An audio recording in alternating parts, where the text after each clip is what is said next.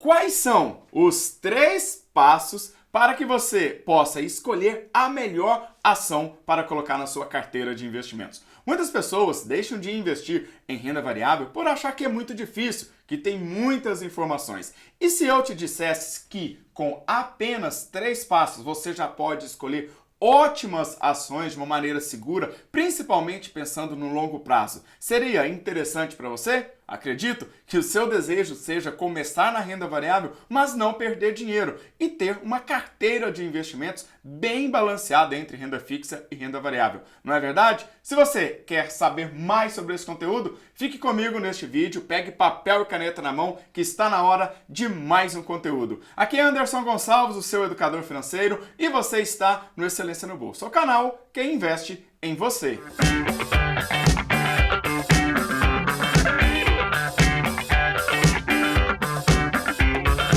Uma das perguntas que eu mais recebo é a seguinte: Anderson, abri conta na minha corretora e ainda não fiz o meu primeiro investimento em renda variável, em ação. Eu vejo vários dos meus amigos começando, falando sobre o assunto, várias pessoas dizendo que já estão investindo em renda variável de acordo com cada perfil, mas eu ainda não comecei. É o seu caso? Então venha comigo que agora você vai aprender tudo isso em 3 passos. São os principais. Anderson, quer dizer que esses são os únicos? Não. Numa análise de uma empresa, numa análise de um valor, dos fundamentos de uma empresa, são muitos outros índices. Mas eu quero que você se atente, foque nesses 3, se o seu objetivo é investir em ações pensando para o longo prazo. Uma outra coisa que você não pode esquecer é de se inscrever aqui no canal, ativar as notificações. Dessa maneira, gratuitamente, o YouTube te avisa quando eu publicar mais um vídeo aqui no canal. O primeiro passo que eu chamo a atenção é que você tenha um lucro CC. Anderson, me explica o que é isso. Quando você compra uma ação, você se torna sócio de uma empresa. Espero que isso esteja claro para você. Segundo ponto que você precisa entender é: você quer ser sócio de uma empresa que dá lucro ou de uma empresa que dá prejuízo? Bom, a resposta é meio que clara, é óbvia, não é isso? Você quer uma empresa que dá lucro. Este lucro, ele precisa ser de uma maneira constante.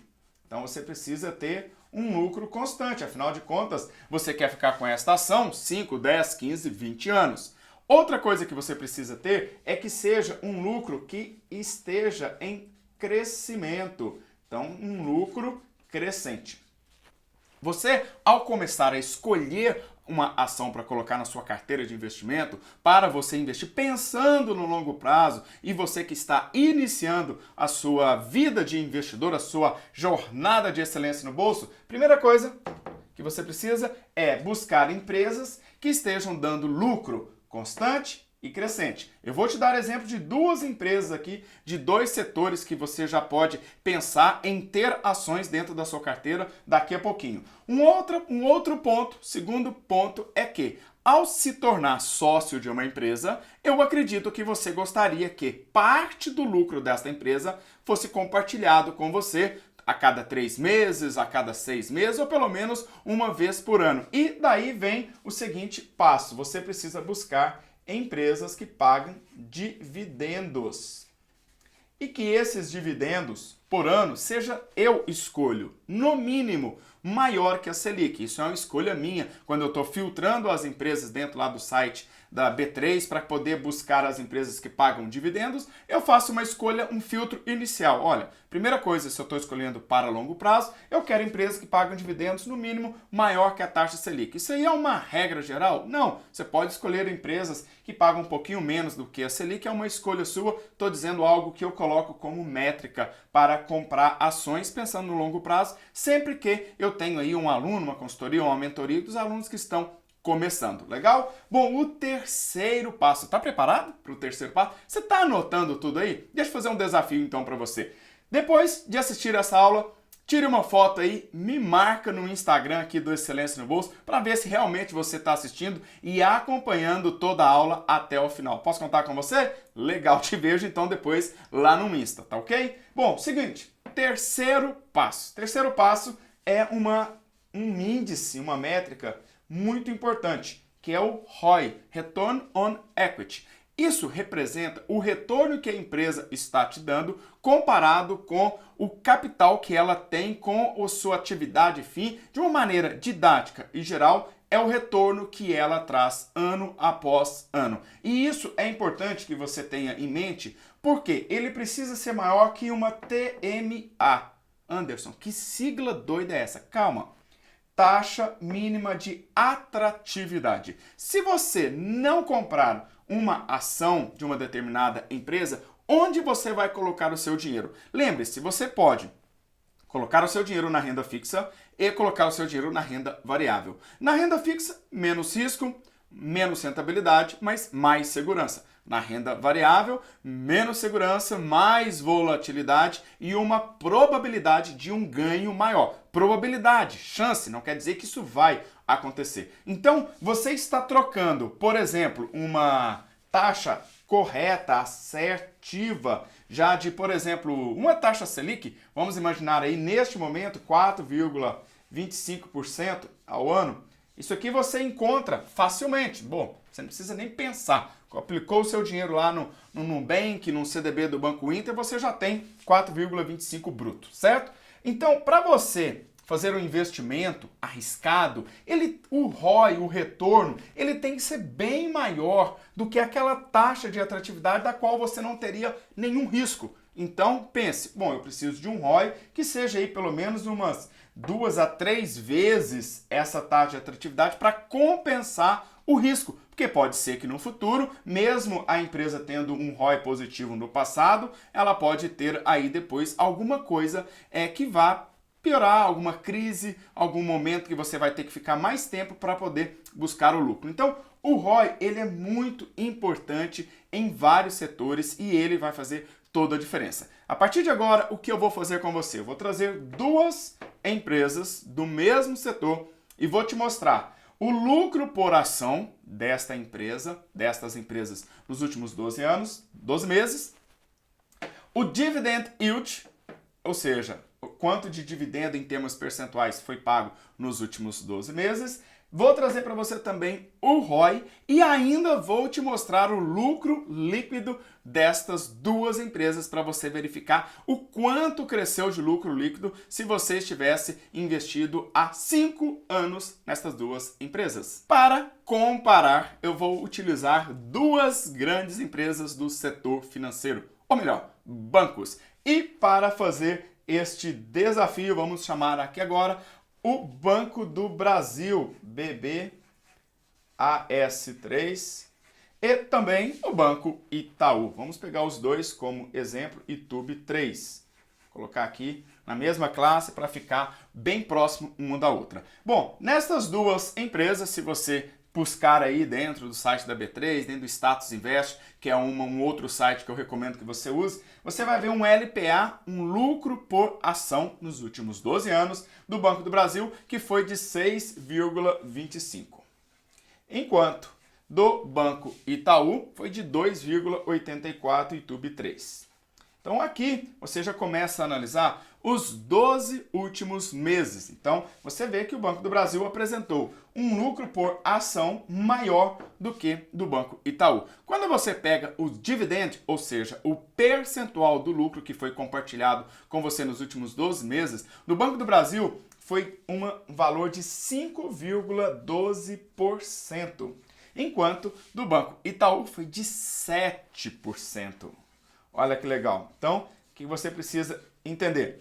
Você tem o valor das ações, aqui eu não estou nem colocando o valor das 2 ações para você começar a entender o que você pode analisar entre os dois. E o ROI, o Return on Equity, o retorno sobre o capital da empresa, para você ver. Então, neste caso foi de 18,10 do Banco do Brasil contra 18,61. Então, se nós pensarmos aqui em termos de retorno, o retorno dos dois estão praticamente empatados. Enquanto o dividendo do Itaú já é uma questão histórica desta empresa, te pagou mais dividendo. Mas o lucro por ação, o lucro por cada ação que você tivesse dentro do Banco do Brasil foi maior nos últimos 12 meses. E aí você já começa a analisar que estas duas empresas são empresas que podem facilmente entrar na sua carteira de investimentos. Mas ainda tem um índice que eu quero comentar com você que é muito importante em relação ao lucro. Eu não disse para você que você precisa de um lucro constante e crescente? Então agora eu vou te mostrar o lucro líquido destas duas ações nos últimos 5 anos. Eu fiz um filtro dos últimos 5 anos do lucro líquido do Banco do Brasil e do Itaú para você ver o quanto esses dois gigantes do sistema financeiro produziram. Em 2015, 16, 17, 18 e 19, Banco do Brasil, BBAS3 e TUB3 produziram, no caso o Banco do Brasil, de 15 mil caiu para 8. Então, lembra que eu coloquei para você de buscar empresas que estão com lucro crescente e constante? Então, vamos analisar aqui. Este lucro aqui já não está crescente. Depois de 8, cresceu para 12, 15 e 17. Então, nós tivemos um ano entre 2015 e 2016 que foi um ano que o Banco do Brasil teve algum desafio. Ó, então, foi um ano que teve desafios e depois teve um crescimento muito bom e constante. Então, aqui, ó, de 12 para 15, de 15 para 17. Já o TUB3, se você pegar aqui a questão do lucro, você vai perceber que de 26 também teve neste ano uma queda de 26 para 22. Então, aqui os dois setores, né, as duas empresas no mesmo setor tiveram uma certa dificuldade. Enquanto aqui começou a mesma situação. Cresceu, cresceu e cresceu. Então, é importante que ao analisar uma outra empresa pegando dentro do mesmo setor, você comece a avaliar. Será que o lucro está crescendo, está acompanhando o mesmo setor, ou teve alguma coisa que teve um lucro muito alto? Porque muitas das vezes, investidor iniciante vai acompanhar a modinha, vai buscar aquela empresa que deu aquele pico, aquela empresa que o amigo no churrasco conversou, o cunhado veio e deu a dica, mas esquece de começar as análises iniciais e aí você vai olhar essa questão do lucro. Para você ter uma ideia, uma pessoa que fez o investimento aqui em 2015 para chegar em 2019 com um crescimento, então eu vou medir aqui agora, o crescimento nos últimos 5 anos do Banco do Brasil foi de aproximadamente 2,53% ao ano. Então o crescimento do lucro, tá? Tô falando do lucro, ele foi em média 2,53 por ano, ou seja, se alguém tivesse aqui no 15 e quisesse chegar no 17, teria que crescer aproximadamente 2,53% em cada ano. Ao passo que no Itaú, este número ele é de apenas 1,25. Então, mesmo as cifras do Banco Itaú sendo maiores em termos monetários, em termos nominais, bilhões, né, o crescimento do Banco do Brasil comparado com o lucro, claro que ele estava com lucro menor, ele foi maior, teve aqui uma queda bem agressiva, mas depois ele recuperou e está chegando aqui em 2019, chegando em 2020 com um bom crescimento do lucro nos últimos 5 anos. Então, neste conteúdo, o que eu queria compartilhar com você? Você que é um investidor, uma investidora que está iniciando e às vezes tem muitas dúvidas e realmente se você for analisar os fundamentos de uma empresa, são dezenas de índices. E você nunca deve analisar um único índice separado. Mas, se você pegar esses 3 índices, o lucro, o dividendo e o ROI, você já começa a ter uma análise simples, mas eficiente, pensando no longo prazo. E aí você vai olhar um pouquinho para a história da empresa nos últimos 5 anos, analisar o setor que ela está e começar a colocar esses ativos na sua carteira. Bom, espero que este conteúdo tenha te ajudado, tenha ainda melhorado a sua excelência no bolso. Deixe seu like se você gostou deste conteúdo, compartilhe com a galera aí no WhatsApp, nas redes sociais. Ah, tem uma coisa muito legal para te contar. Aqui no canal Excelência no Bolso são mais de 400 vídeos que já tem produzidos para você estudar sobre educação financeira e investimentos. Então, não precisa nem sair do canal, já pode ficar aqui e ver outros vídeos, pode aí maratonar vários outros vídeos. Um forte abraço do Anderson Gonçalves e nos vemos muito em breve. Tchau, tchau!